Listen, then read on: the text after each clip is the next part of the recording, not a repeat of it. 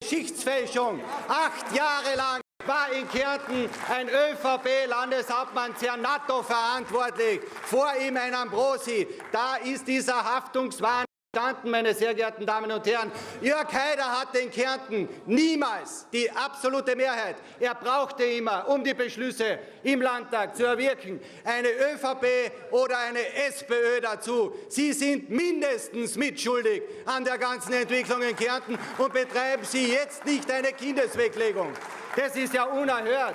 Wenn es einmal darum geht, die Frau Finanzministerin Vekter zur Verantwortung zu ziehen, dann kommen sofort heraus, um die Frau Vekter zu verteidigen. Wir müssen immer einiges einstecken, wenn es darum geht, Kritik zu ertragen von der Regierungsbank aus, so wie gestern, Herr Kollege Kopf. Da sind Sie dann immer undifferenziert. Da sind Sie dann immer undifferenziert.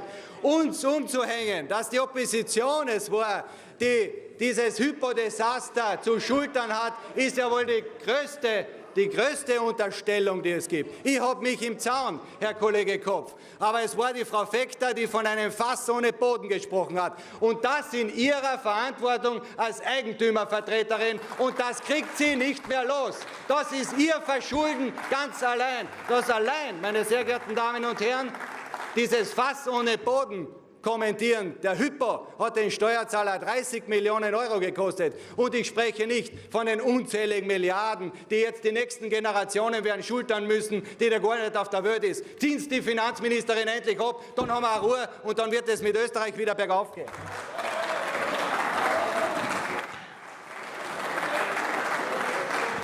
Zu Wort ist niemand mehr gemeldet. Ich schließe daher die Debatte. Josef Bucher war der